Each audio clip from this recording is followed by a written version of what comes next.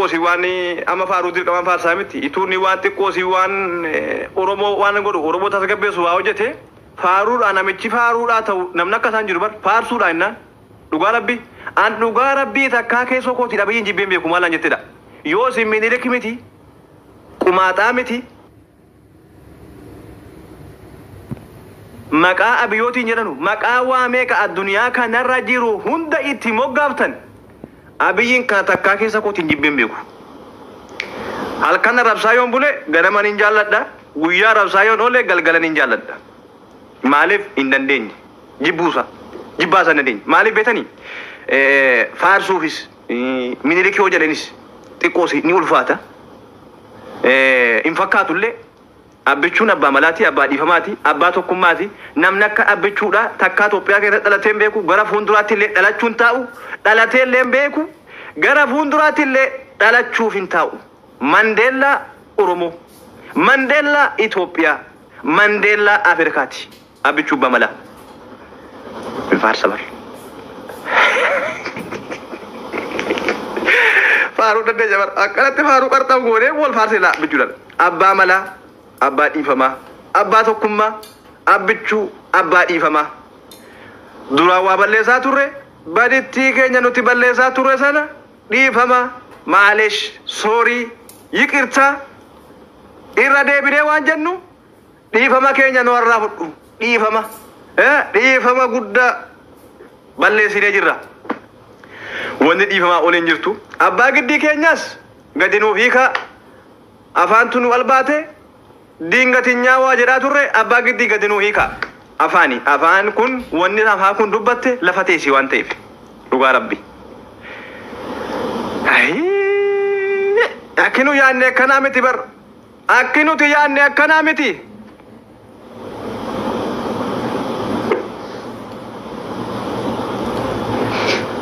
dubbiin wal jalaa nu jalaa makatte malee akkinuti yaanne akkanaa miti jarana dhugaa rabbi nuti abiyyiin kan akkaatti yaadaan turre hangana singaa jedhaan turre qabsoon keenya samma kanatti dhaabbata jedhaan turre dhugaa rabbi dubbii wal nu jalaa makatte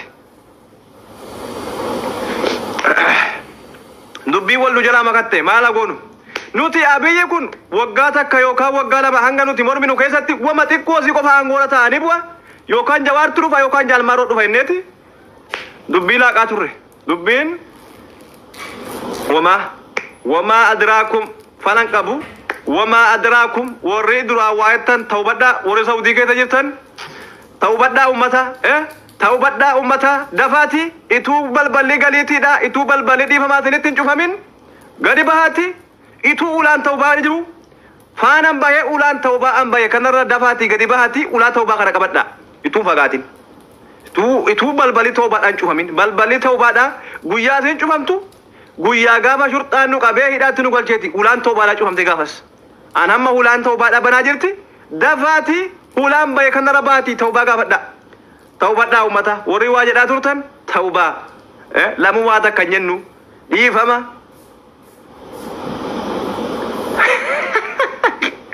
wallahi la dhagaa nama faarsu nama hunna faarsu bar nama hunna faarsuwan nama akka abiyyi nama akka xiqqoo nama akkasii kana malee nama xiqqoo jettan kana faaruuf kasii danda'u nama immoo akka abiyyi kana namni Itoophiyaa keessa dhalatte Oromoo taate Amaara taate faarsi jennaan namni hanga kootii faarsuu dandeessu hin jirtu ni ay faarsi jennaan namni hamma kootii faarsuu dandeessu abbichuu numa hin jirre akkuma cabsuu arrabsuu danda'utti faarsi jedhanii hulaara na qajeelchinaan dhugaa rabbi gixxim godheetin faarsa lakkaatti ilaalaa lim waa takka daalitti hambisuuf waan takka waan inni hojjetin waan inni hojjete waan inni hin qabne waa hunda kenneefi ni beetani miti waa hunda kenneefi ittiin xumuraan baasee faarsa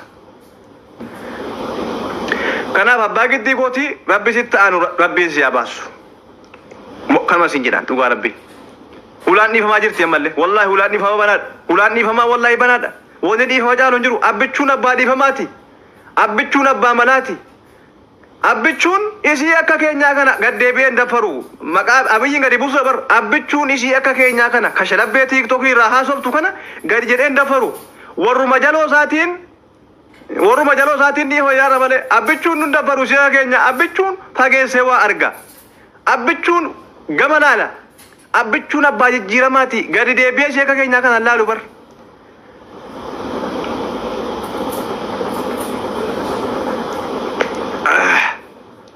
naaf abbichuun keenya nuuf jiraatumaadha mootummaa ofii kabajuun dirqama wal haa kabajnu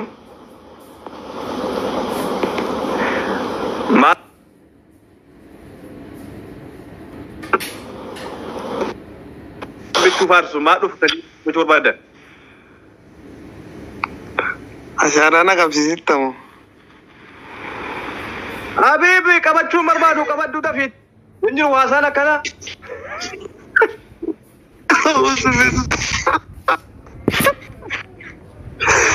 Walfaandune walfaasumsi baangitti feera bara.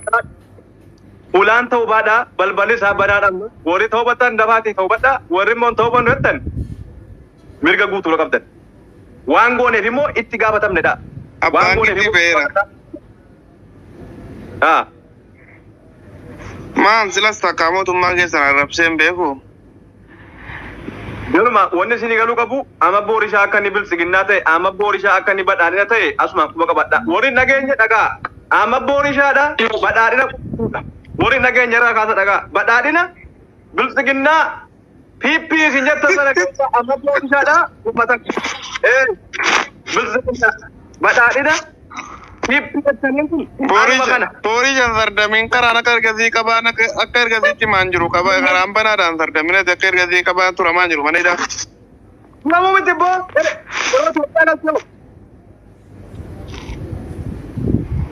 Risha ulaan ni fama banaadha.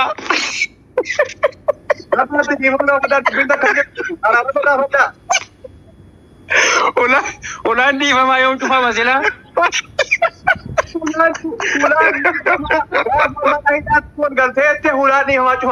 Mana hidhaatti ol galfamte ulaan nu wajjamte shuttaan ittee duubaan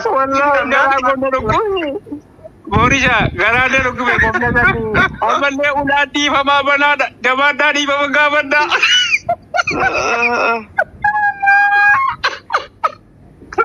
Akuman adiimati kun akkam taane mee akuman amma. Irratti laalle takka irratti laalle.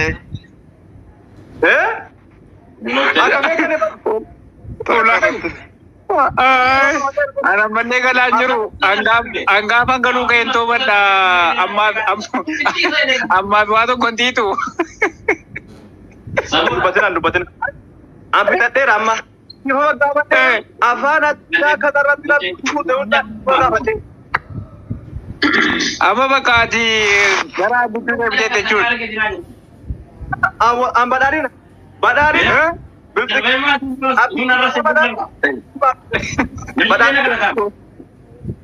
Kanaan booda bakka hedduu deemuun keenya jechuudha. Kanaan booda xiqqoo gara keenya dhuftee waan tokko poostii keenya illee hin godhin egaa.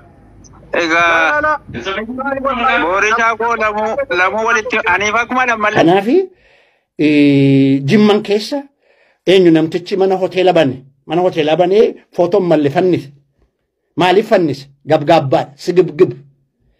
Dhufanii jarri asitta nyaatan asitta dhuganu asitta sagaagalanu an asitta sooromuudhaaf iyyuu footoo mal hin barbaachisne fannisee nama wal ficcisiise. Dogoggora kun maaliif jennaan naannoo tokkotti political sensitivity'n consideredidha. Ummanni sun sabni sun naannoon sun dardarri sun waan kana hin jaallatu yoo beekan ni dhiisu. Malee dhaqanii ummata irratti ibidda kaasanii provoke godhanii ijoolleen duute saree miti kan du'e nama du'e Jimma keessatti dogoggora investarra akka sanas Oromiyaadhaaf hin barbaachisu. Namni Oromoon kabajne inni Oromoodha jedhan dhaga'ee maqaasaa likiskis Oromoo warra akka sanaatti kan nama arrabsiisu. Utuu of hin kabajin horiidhaaf fiigaa jira. Kanaaf Jimman keessatti wanti ta'aa jiru maali jennaan sabboontummaan akka hin jirre yidras rasni dibalal haga'u waan gimfil waanuma amma dedanfite kana jolle ay adam beekne those who don't know the past warra waan kaleessaan beekne ammas biltsiginnaa keessa maaltu jira namoota waan kaleessaan beekne keessa baay'ata وان سبني أورومو كيسا درب سبني تيوبيا كيسا درب سبني جولن جمعت دواني جراني أبان كبينيا من هوتيلار آبي فوتو مالي فيد ما فيدا فوتو غرغرو في أني هيكانكو نمني سير سبب لموتا تيوبيان ديگر لفتي دوا آفو انفستي انترتين غورين أتاو لفتي دوا بنينسا أورو كيسات يو بنينسي هوري بنينسي سنو بور تورستي دابو آقب كناف يو سير سبب لموتا سبني توكوف كبجو نانو سارت أفبولتو أفان ساتين فيدمو دوغورا سينا كيسا جرو اتنماني نانو سارن نكنا إذا إنت بالا هبتم أسفل لكم هزبون يما يكبر يهزبون كوچت يمايك يهزبون قسل يمايك بالا هبت أوروميا كلل أيهد إمبرباتيس بيلي سنافيتو يهزبو برابي موب بدهنت يراقوت تقوان كمي بزبزو نمي سچون كرسو نمي سنجالن نمي سعربسو لكي انفسترتو سار لفتسم دواتاو كنافي فارسو اين وچو ديسيبليني برباتيسا واكنا ملتيس نمي أوروميا كيسات انفستي قدو سيراف هيرا كبجاف آدا أورومو تنبولا يريدك ركاشوج ليبوج خانا فوتو أبالو فنسي إني تنصورو موداف بيا براتي لبو ساوم باتو سادوغا ساوداف أما بوليسي تو سمر سيغا يران that's terrible he should go away mana sadi gate miti saba kabajamu kabaja yo namni kabaja ko jari kabaja kaba argata akka warati grota kan wayaron ni kabaja jedani du'an kabaja argata nyam umani kabaja rab du'anam minandu wa finjiratu kabajan kabdu jimma kabajan kabu ofisatif abba birri kabu هدو كسري تناري وتان أبا بريك أبا وربوف كبجا كبودو ردوف كبر لحزب كبر لتاريخ كبر لحزب سميت لحزب باهلنا المنامامتي وردو يسون سو كنا مقوقا نغافة وما مال جنة سيرا باللساني دواني جدون انتوسون سيرا كبجا دفور كبا نمي دف Nah kanafu jimma kesa mo argan jiran. Enggak ebba to korati wain argin jir. Ebba university rat. Maka nama to koduat maka oromo kesa yamami. Ebba university rat. Maka dokter to koduat robola kesa injiru nam. Mai chura kun. Jimma tu wanin daga yastae. Kan nama to koduat romo na maka kesa guyamam. Ayadan. Inu mo girriso mali kesa injiru nam yan. Kana farrapsan.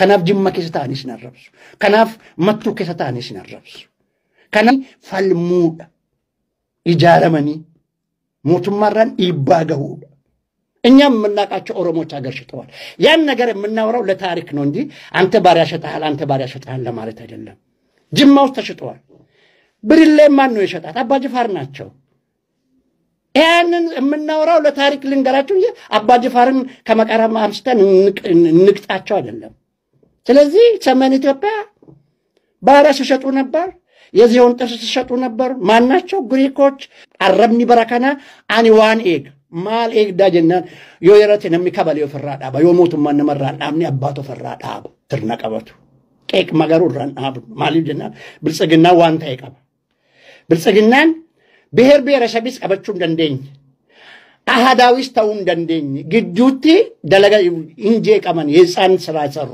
ካታቴ ዱቢን ኦኪን አሃዳዊን ታን እንሶዳተን እንተታፈቱ አጼ ምኒልክን ፋርሱ አጼ ለስላሴ ፋርሱን ማን አንድነት ፓርክን ኩን ከኑ መሳት አነው በከሰነፈ ሀዬ በገጃራን እንታሚት በከሳሚት ቀብሶ ሳሚት ቀብሶ አጼ ምኒልክ ምቲ ቀብሶ ኃይለ አጼ ለስላሴ ምቲ ቀብሶ ንጉስ ወተጃሩን ቱር ቀብሶን ኩን ካናፊ ኦጉ ብልጽግና ነው ከን ዶክተር አብይ ፋጎን ሀዬ ዋንጥ ቆርት ለማጀሪ በርባዳን ሰና ደሙሴን ካናፊ ብልጽግናን አይዲያን ቀ ኮንፊውዝድ ፓርቲ ለሲንተም ካን ወሬ ብልጽግናን አረገሰኑ በራካን እስን ብሔር ብሔረሰብ ደግሞ አሃዳዊ ወንተ ስንታታን እንበከም ጋፍቶኮ ንጉስ ፋርሲቱ ጋፍቶኮ ብሔር ብሔረሰብ ፋርሲቱ ጋሶታ በዲዱ ቢሁንዳ ፋርሲቱ በተከስተን አኔ ካልቸር ትራዲሽን let them be there ቤተክርስቲያን በከብረት ከራታው ኡሜ that's their job ወንድሜ ጅማ ትልቅ ማህበረሰብ ነው ኦኬ ጅማ አይደለም ክልል ሀገር መሆን ይችላል አባ ጅፋር በሰራው ታሪክ ሌላው መመጻደቅ የለበትም ዛሬ ነው እንዴ ጅማ የሚለው ጅማን እየሰደበ ጅማን እያዋረደ ኦሮሞነት የለም ስለዚህ ጅማ ክልል መሆን አለባት ራሷን የቻለች ሀገር መሆን የምትችል ናት አይደለ ወንድሜ እንግዲህ ስልክ ገብቶበት ይሆናል እና እንግዲህ ትክክለኛ የጅማ ልጆች እያያችሁ ነው ንጹህ የጅማ ልጆች እንግዲህ ፍቅር የሚሰብኩ እንዲህ አይነት ናቸው የጅማ ልጆች አሁን ሌላ ሰው ባስገባ ይሳደባሉ እኛ አንድነን ይላሉ አንድነት የለም ጅማን እየሰደብ አንድ ልትሆን አትችልም ገባችሁ ስለዚህ ጅሞች ትለያላችሁ የጅማ ወንድማችን ገብቶ እንግዲህ ትልቅ መልእክት ነው ያስተላልፈው የአባ ጅፋርን እንትን ፎቶ ሲያቃጥሉ ነበረ በጣም ነው የሚቀኑት በጅማ ልጆች ብሎ ትልቅ መልእክት አስቀምጦልን ሄዷል እንዳንተ አይነት ወንድም እንግዲህ ከየትም አይገኝ ጅሞች የኡነትም ፍቅሮች ናችሁ ሌላ አስገባለው ከስድብ ነፃ የሆነ መሳደብ አይቻልም በነገራችን ላይ ተሳዳቢ ኦሮሞ ይሆን የጅማ ልጅ አይሳደብም የጅማ ልጅ ጨዋ ነው ስለዚህ እንግዲህ አስገባና የምትሳደቡ ከሆነ አስወጣችሁ እንግዲህ አንድ እህታችን ገብታለች ሰላም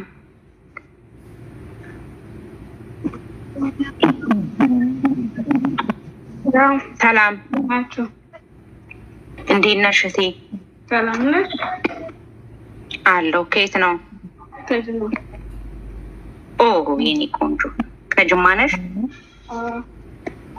ዌልካም እንግዲህ ሰሞኑን በተፈጠረው ነገር እያየሽ ነው ኦሮሞ ልጆች የጅማ ልጆች እየሰደቡ ነው ምንድነው ምክንያቱ ታያለሽ ኦሮሞ ለሚሰደባል ያሊ ቢሰደብም ማኛ ዞሬን እንደዚህ አይነት ነገር ባታወሩ በኔ በኩል ደስ አይለኝም ባታወሩ ደስ ይልሽ ምን አለ መሰለሽ እህቴ እንግዲህ ጅማ የፍቅር ሀገር እንደሆነ ይታወቃል ጅማ ሰውን አይገልም አዳምጪኝ ጅማ አላት ብሔረሰብ የያዘች ሀገር ነች ትክክል እና ለምንድነው አንድ የሆነ ሰው እኮ አይሳደብም አይደለ አንድ ነን የሚል ከሆነ እኔና አንቺ አንድ ከሆነ ጅማን ለምን ሰድባለሁ ጅማ ትልቅ ማህበረሰብ ነው ለደሞ ጅማ ውስጥም አለ ይሄንን ማካድ አንችልም አሁን የአጅፋር ፎቶ ሲቃጠል ምናምን የሌሎቹ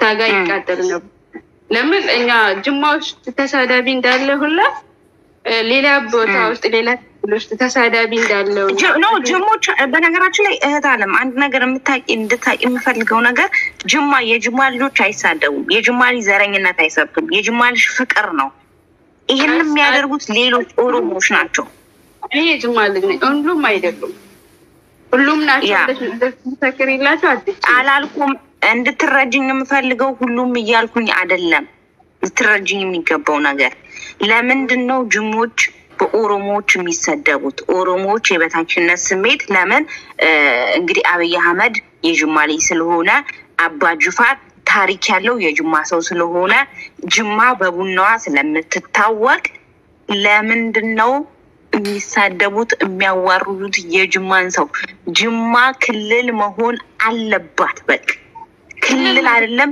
ገና ሀገር ትሆናለች ምን አልሽኝ ኢንሻአላህ ክልል ናት አሁንም እኮ ያ ግን ምን እንደሆነ ተቀልሽ አሁን ክልል ሲሆን አሁን እስካሁን ድረስ ጅማ ያለችው ኦሮሞ ክልል ነው ተረዳሽኝ በኦሮሞ በሚባገር ነው ለምን ከማንኛውም ብሄር ከማንኛውም እንትን እርዳታ ተጠብቅም አንተ ነገር ትክክል ሀገር ትሆናለች ገና ጅማ ስለዚህ አሁን የጅማ ልጆች ሰብሰብ ብለን አብረን ማለት ነው ጅማን እንዳይናገሩ የጅማን ታሪክ በደንብ ማስረዳት አለብን ነገሩ ማድረግ አትችም ሚዲያ ላይ ያለውና ሀገር ውስጥ ያለው ይለያያል ነው በነገራችን ላይ ኖ የጅማሊ ስድብ ስለማያውቅ የጅማሊ ጨዋ ስለሆነ የጅማሊ ዘረኛ ስላልሆነ ነው የሚሳደቡት ኦሮሞዎች ጅማዎቹ በቅናት ማለት ነው።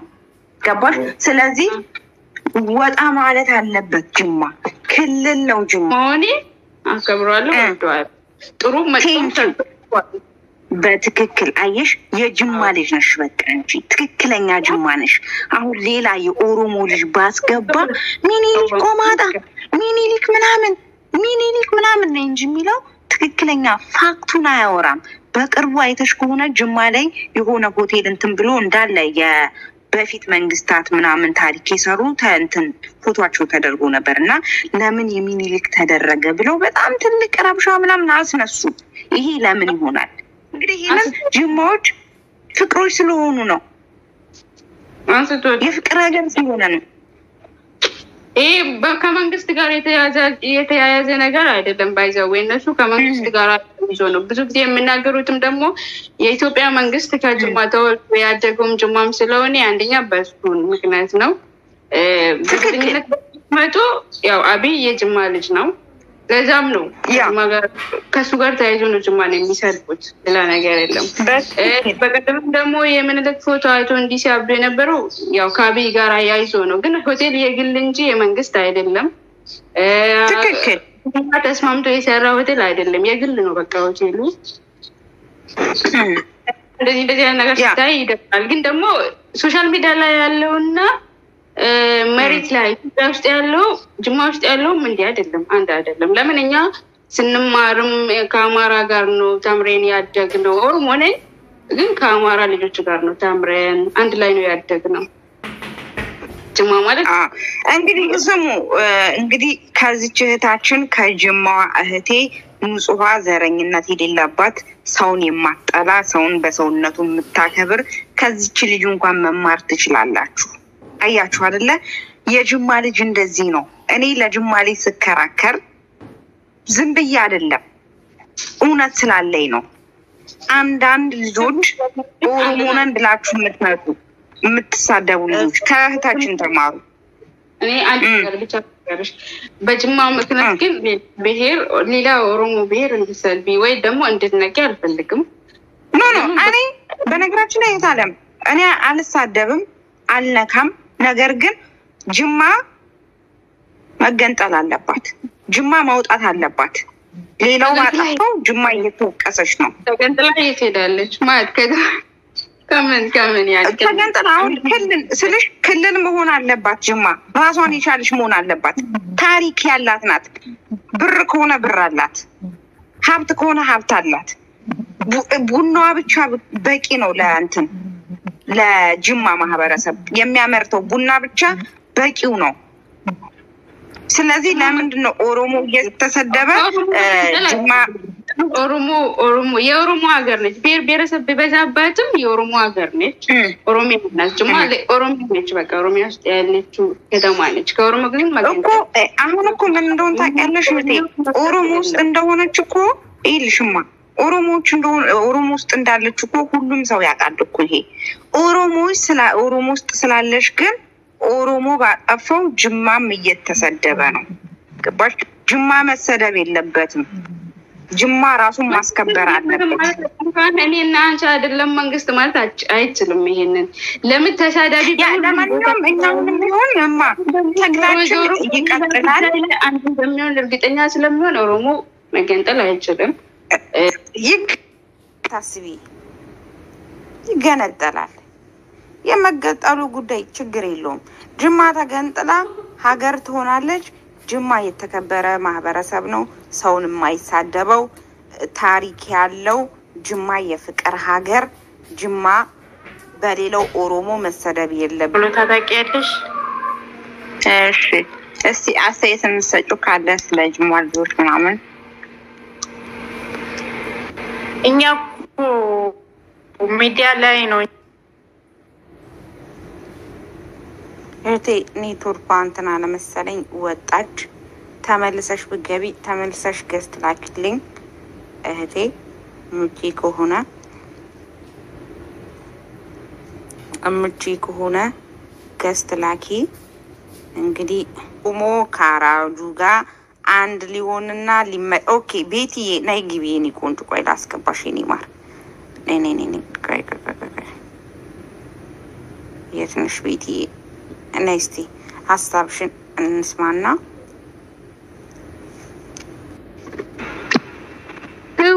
ሰላም የኔ ማር እንዴት ነሽ የኔ ቆንጆ አለሁልሽ ሰላም ነው እግዚአብሔር ተመስገን አለሁልሽ አለን ያባጂ ፋራ አንቺን እንኳን ስለማቀሽ አልጠይቅሽም የጅማ ልጅ እንደሆንሽ ስለማቀ አዎ ትክክል ነው ግን ብዙም አልችልም አማርኛ ታስ ምንድነው ችግር የለውም ማለት ምንም ችግር የለውም የኔ ቆንጆ አሁንማ እኮ እኔ አንቺ የጅማ ኦሮምኛ ተኛስለምድሻለሁ በቃ ታይዘም ደም ወንድምሽና ማገባው ሰምተሻል